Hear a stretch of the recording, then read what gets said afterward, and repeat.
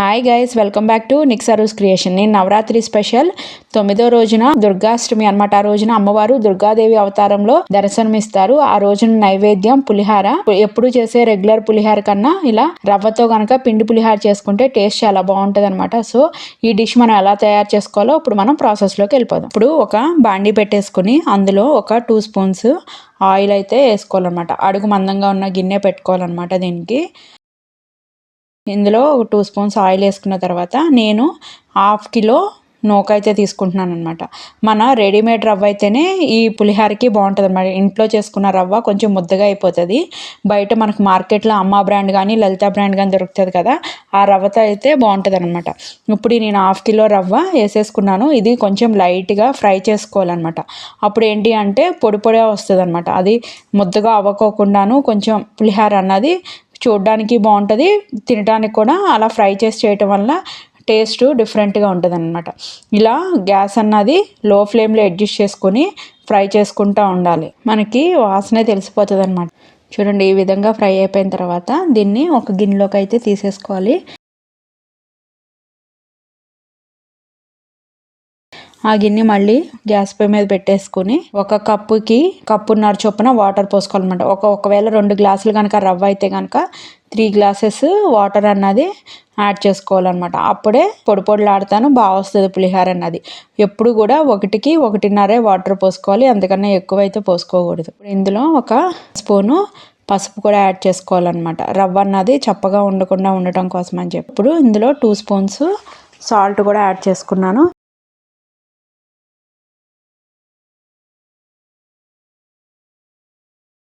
ఇది ఇలా మూత పెట్టేసుకుని రోలింగ్ బాయిల్ అయ్యే వరకు కూడా వీటిని బాయిల్ అవనివ్వాలి. ఇది బాయిల్ అయ్యే లోపల నేను ఇదిగో చూడండి, బత్తాకాయ సైజ్ అంతా చింతపండు అయితే తీసుకున్నాను. కొంచెం వాటర్ అన్నవి హీట్ చేసుకున్నాను. ఇప్పుడు ఇందులో పోసేసుకుని కొంచెం నానితే గుజ్జు అన్నది బాగా వస్తుంది అనమాట. హాట్ వాటర్ పోస్తే కనుక చింతపండులో తొందరగా అది మెత్తగా అయిపోయి గుజ్జు అన్నది చాలా ఈజీగాను తొందరగాను వచ్చేస్తుంది. దీన్ని ఒక 10 to 15 మినిట్స్ పక్కన పెట్టేసుకుందాం.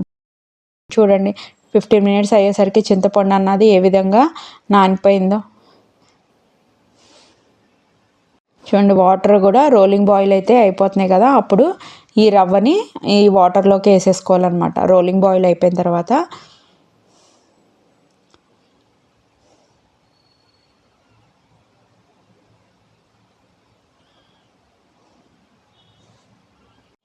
మధ్య మధ్యలో అడుగంటుకోకుండా కదుపుకుంటూ ఉండాలి. మళ్ళీ మూత పెట్టేసుకొని ఉంచుకుందాము. చూడండి, ఇంకొంచెం అయితే మగ్గాలి, ఇంకా అప్పుడే మగ్గలేదు.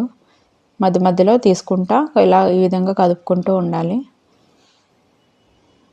అది మగ్గే లోపల చింతపండుని కూడా గుజ్జు తీసేసుకున్నాం. మనం నానపెట్టుకున్న చింతపండు ఉంది కదా, అది ఇలా ఏదైనా హోల్స్ గిన్నె ఉంటే అది పెట్టుకొని అందులో ఈ గుజ్జు అన్నది వేసేసుకొని ఈ విధంగా కలుపుకుంటూ ఉంటే చక్కగా ఈజీగా దిగిపోతుంది చింతపండు గుజ్జు అన్నది.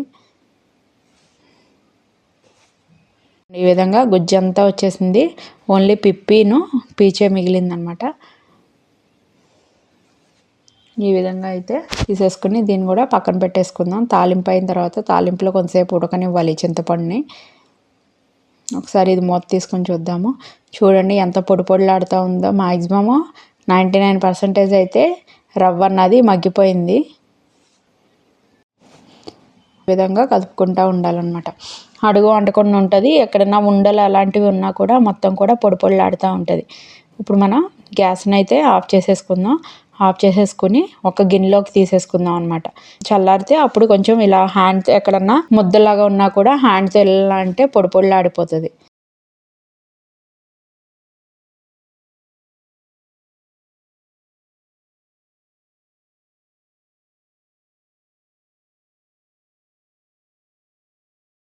తీసేసుకున్న తర్వాత దీనికి పోపు వేసుకోవాలి కదా, ఒక బాండీ పెట్టేసుకొని గ్యాస్ ఆన్ చేసుకుందాం. కొంచెం పులిహోర కాబట్టి కొంచెం ఆయిల్ అన్నది ఎక్కువే పడుతుంది. నేను ఒక 1/2 కప్పు, ఈ క్వాంటిటీకి 1/2 కేజీకి కొంచెం 1/2 కప్పు ఆయిల్ అయితే యాడ్ చేసుకున్నాను. ఆయిల్ హీట్ ఎక్కిన తర్వాత పల్లీలు మన ఇష్టం అనమాట. నేనైతే ఒక చిన్న బౌల్ పల్లీలు అయితే యాడ్ చేసుకున్నాను. గరిటె పెట్టుకొని మధ్య మధ్యలో ఈ విధంగా కలుపుకుంటూ ఉండాలన్నమాట. ఇది కొంచెము ఇలా పగులుతుంది, కొంచెం ఫ్రై అవుతుంది అనుకున్నప్పుడు మనం శనగపప్పు యాడ్ చేసుకోవాలి. ఈ క్వాంటిటీకి నేను ఒక 2 స్పూన్స్ పచ్చిశనగపప్పు అయితే తీసుకున్నాను. ఇది కూడా వేసుకొని కొంచెం లైట్గా గోల్డెన్ బ్రౌన్ కలర్ వచ్చే వరకు ఫ్రై చేసుకొని అప్పుడు మనం ఇందులో మినపప్పు అవి యాడ్ చేసుకోవాలి.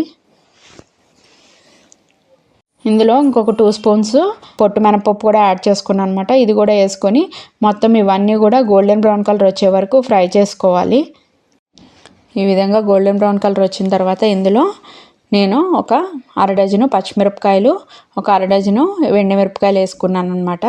వేసుకుని ఇవి కూడా కొంచెం ఆయిల్లో ఫ్రై అయితే బాగుంటాయి అన్నమాట.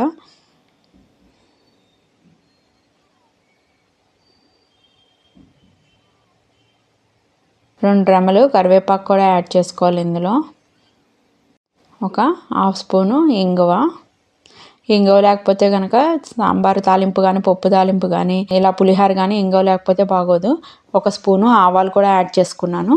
ఇవన్నీ కూడా కొంచెం పచ్చిమిర్చి, ఎండుమిరపకాయలు ఇవన్నీ కొంచెం ఫ్రై అయ్యే వరకు ఫ్రై చేసుకోవాలి. ఇందులోనే ఒక 1/2 స్పూను పసుపు కూడా యాడ్ చేసుకోవాలి. ఒక 2 స్పూన్స్ సాల్ట్ కూడా వేసుకుంటున్నాను అనమాట. ఆల్రెడీ రవ్వలో కూడా వేసాము, ఇప్పుడు కూడా వేసుకున్న తర్వాత ఇంకా వేసే అవసరం ఉండదు. టేస్ట్ కూడా సరిపోతుంది. ఇదంతా కూడా కొంచెం ఆయిల్లో సాల్ట్ ఇవన్నీ కలిసేలాగా కలుపుకున్న తర్వాత మనం ముందుగా తయారు చేసి పెట్టుకున్న చింతపండు గుజ్జు ఉంది కదా, అది కూడా మొత్తం ఇందులో యాడ్ చేసుకోవాలి. చింతపండు గుజ్జు అన్నది కొంచెం ఇలా ఆయిల్లో కనుక ఫ్రై అయితే టేస్ట్ బాగుంటుంది.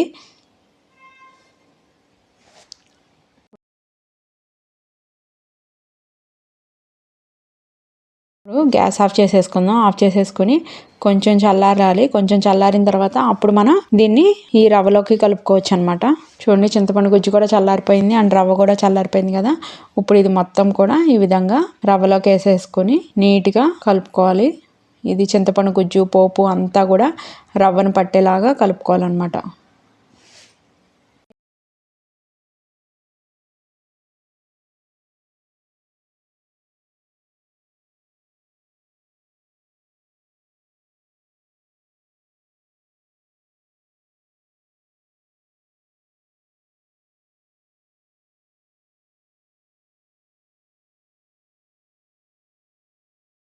మొత్తం అంతా ఈ విధంగా కలిపేసుకోవాలన్నమాట.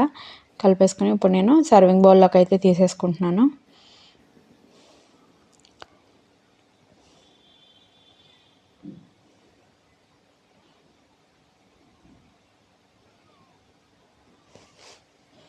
నవరాత్రి స్పెషల్ పిండి పులిహార అయితే రెడీ అయిపోయింది అనమాట. ఇది టేస్ట్ చాలా బాగుంటుంది. మీరు కూడా తయారు చేసుకుని టేస్ట్ ఎలా ఉందో నాకు కామెంట్ చేయడం అయితే మర్చిపోకండి.